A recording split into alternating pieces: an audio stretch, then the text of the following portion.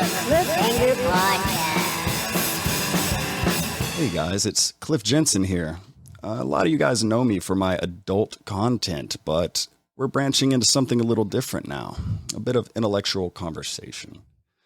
I've been in the adult industry for about 12 years, give or take a few months, and I'm still heavily involved in the industry, both in front and behind the camera. And over the years that I've been in porn, I've been exposed and experienced many things: good, bad, mind-blowing, ordinary, extremely unordinary, many things. And I want to touch base on a lot of those stories throughout this podcast. But first, I would like to start on this podcast would be childhood traumas and experiences. And not only childhood traumas and experiences, but the correlation between childhood traumas and experiences with sex work and people in porn. Over these years, I've come to learn that a lot of these traumas that I thought I was completely alone in, because a lot of civilians, if you will, people not in the sex industry and porn, had no clue or never heard of these things that I went through as a kid, right? And I felt very alone and strange for a long, long time. And after being in porn and opening up and getting to know a lot of the other people in the industry, I learned that these individuals share many, not just one, but many of those traumas that I felt for the longest time to be a burden for just me to try and comprehend. And it gave me a sense of family, and it made me feel like I wasn't alone. And I want to open up and start with my childhood experiences and stories, and then bring in many other people in the industry that are confident and ready to open up to their fans and shed light into what makes us us. Now, I want to introduce some very talented, amazing people. The first person I'm introducing is a good friend of mine, all the way back from high school in Georgia. We've known each other for years. He grew up, went to college, got into production, started a wonderful company and a podcast, which is The Dumb Cool Weird with Rad Films. Wes. Hey, how's it going, y'all? This is Retro Rad Wes, and I'm from Retro Rad Films, and I do a podcast called the Dumb Cool Weird Podcast. Boom. So you guys need to go check out the Dumb Cool Weird. And now Wes has his partner with him with the podcast, the amazing Nick. Nick is a veteran. He is a business owner and a very talented individual. So say hi. Howdy, y'all. All right, guys. So here we go. Wes, you've known me for a very long time, man, and you were kind enough to come out here to Vegas and help me do all the diligent work on setting up this podcast, brother. I really appreciate your help. Yeah, no problem. And your expertise. Why don't you tell us to start a little bit about your podcast, when you got it started and that, and then we can talk a little bit more about my topics that will be coming. Sure. So, we kind of got started, me and Nick, I'd say about a year ago. We started talking about the idea for the podcast about a year and a half ago, and we kind of took time to really develop it. I mean, we actually started looking for like businesses, like where we could like host the podcast. We found a place that was like 300 square feet, but the guy wanted like $700, $800 for that small square foot too space. much. Yeah, it was like way too much, but it's kind of changed over the past year. We originally started doing a all around kind of podcast where we were talking about different types of weird topics. And then we kind of just moved into a different direction. And now our podcast is completely different than what it was. We did like an hour-long episode, and then we kind of shifted to doing a different type of, it was 15 to 20 minutes of a movie review. 15 to 20 minutes of like movie reviews. Basically, me and Nick watch a really shitty movie from the 20th century, and then we roll it back around, and then we start talking about Just how talking like shit. talking all kinds of shit about the fucking movie, and it's just fucking great. And let me tell you, man, like it is just hilarious to watch some of the production value of some of these fucking movies. Like recently, we watched a movie called House. Is a really. I watched it when I was a kid. That was a fun movie, though. House was a fun movie. Yeah. But, a lot of the other ones that we've watched was just, I honestly think to myself, is like, from 1950 to 1990, we could have been great filmmakers in the business. Yeah, because we were talking about, like, if we, like, what would have been like if me and Nick existed, like 50, 60 years ago as filmmakers. Like, me and Nick would have been making some of the craziest fucking shit. Like, we would have been doing, like, atomic assholes from Planet 6 or something like that. There's so many like ideas back then. Like people just had some of the craziest fucking ideas. Like when you really think about it, Creature from the Black Lagoon is a fucking weird goddamn movie, dude. You know what? It's the same thing I think about the Planet of the Apes movies, all right? Planet of the Apes movies are some of my favorite movies as well because it's just such an odd concept that Such an interesting concept. Yeah. Like, I mean, like when you they think made mutant The people. reversal of, evolution pretty much. Yeah. Just yeah, like run other it apes backwards. evolved and then we became primitive again. Like Honestly, like, that's what's and the happening fact to us that anyway. the fact that the mutant people are in a society of their own where they're worshiping the atomic bomb, that's something else. They had a doomsday bomb in the second movie where when they set it off, it completely destroyed the entire planet, and that was what the apes saw before they went to the past. It's a weird fucking it's a weird movie. It's an odd movie. It's a weird series, but it's a of great movies. series. 5 movies. It's like five movies. But yeah, so that's what we do. We basically watch these old movies. We love them. We literally have 10,000 plus movies we could review. So we got enough content to last us probably till the day we die. Absolutely. So Very nice. So Wes, let's talk a little bit about high school because you're one of the maybe only people that I bring on here that I share these experiences with. So what was it like growing up in Dawsonville, Georgia? So growing up in Dawsonville back in the 90s was pretty interesting. So Jake, I don't think you were there, right? You weren't there. When did you come to Dawsonville? So me and Dawsonville, a quick little briefing. I bounced between my mom and my dad growing up with custody, and my dad lived in Dawsonville. So I moved in with him twice, once in middle school, once in high school for small periods of time, less than a year and a half each. But I was in the 7th grade for 9 months in the Dawsonville Middle School, and then I went to high school in 10th grade halfway through the school year.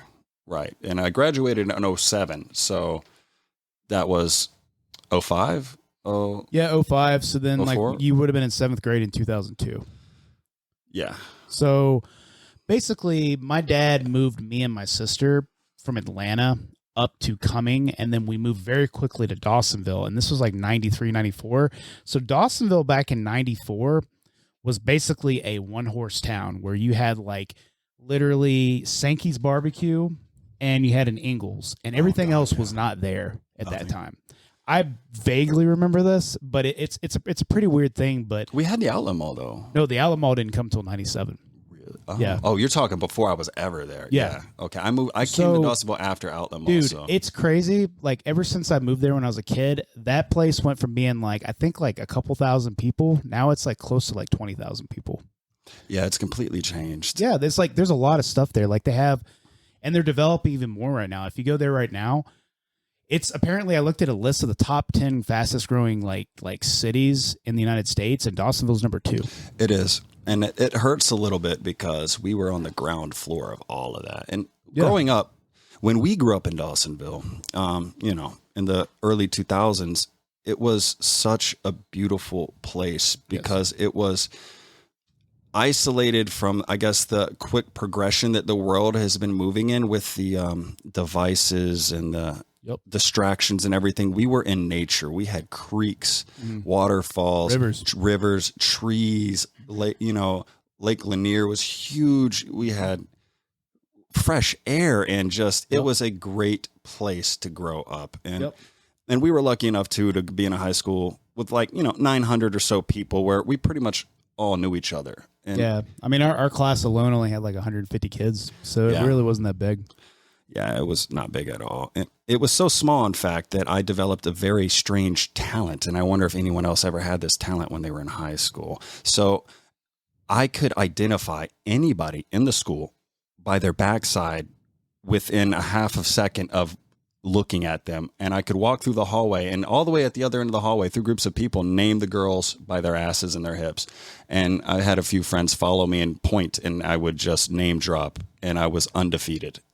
Well, I had a different talent. I could smell them. No, I could smell them all, dude. I could smell I knew who was around just by the smell, dude. Yeah, it was weird. As I an have a weird animal, sense of I smell like relate. that. Yeah. So it's like Smells are. yeah, and like me, like we're talking like you're talking about like working in the the porn industry. Like I had a huge foot fetish ever since I was a kid, and so like I was always staring at like the chicks' feet, and I could always tell who fucking didn't give a shit about their pedicures and stuff just by looking at their fucking sandals like right before summer hit. And I would always be like, dude, get your goddamn like nails done, dude. Okay, Miss Toe Jam. Yeah, I used to figure them out by their asses. Yep. So Wes back in high school, man, was doing his thing in football and wrestling and everything else. And was in like sick shape. And my whole high school career, I was very tall, but extremely fucking skinny. So we were like the complete opposite. He was short and fucking like jacked up, and I was tall and a stick figure. So, but we had a very interesting group of friends. We had some really good people in our group, and we're still in touch with a good amount of those people. And that's something I'm grateful for, because I didn't graduate Dawsonville High School. I ended up moving, and we'll get into that on the next topic, which would be my childhood and experiences. But we're going to have a word with Nick.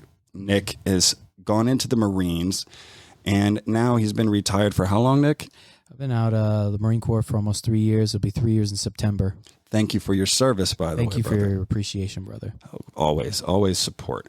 And guys, if you don't know that basic etiquette and courtesy, when you realize that somebody served or is a veteran, thank them for their service or give them a sign of respect, especially the older gentlemen and women who served, who are moving around. They're dealing with mobility issues and everything else that the VA doesn't want to help with. So again, show your appreciation, even if you don't agree with the wars and whatever current conflicts and political things that are happening. These individuals dedicate their lives and their time, and they remove themselves from the comfort and safety of our soil and their family and loved ones, and they go abroad into scary, uncomfortable places so you can live here comfortably. So again, I don't care what your political views are, but we will always show respect to our veterans and the police.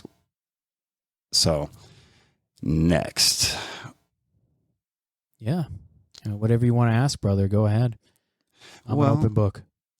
Well, since you've retired from the Marines and you've gotten into your podcast and into a few other things, what are you looking at getting into in the future? What are your plans? What do you have for the people to look for? Well, I run a business with a few of my buddies called Spearhead Agriculture out in Georgia. We do precision agriculture out there with drones. I actually work with the state right now. I actually deal with foster children day in and day out. And, there's other things that I would love to get into, with movie production and maybe even some work in the adult film industry if necessary. Very nice. It's like, it's just a lot of stuff that kind of comes out today where, being in the Marine Corps, having some childhood trauma of my own that has made me seek validation a lot of times from strangers. And it's not necessarily a negative thing. It's a lot of times, it's just a thing that helps me cope with events that had happened 100%. Earlier on in my life. 100%. I relate to that very much so. And it's unfortunate that so many people have to seek validation and stuff for themselves when, we're all in our own ways amazing, beautiful people. I mean, yes. We're all blessed and stuff. And there's so many of us that deal with pain and strife every day. And we want to bring light to those experiences and emotions. And we want to we want to remove the stigma. We want to stop, guys don't cry. There's no crying in baseball. Girls can't, be human. Yeah. Like, no, none of that stuff. Like, we're all human and we all go through stuff. And if you can't communicate, elaborate, and address these issues, you'll never face them. And if you can't face your pain and fear, you'll never grow. And we're here to grow and experience. So, like I said, some of the topics we'll touch about these childhood traumas will be trigger-esque.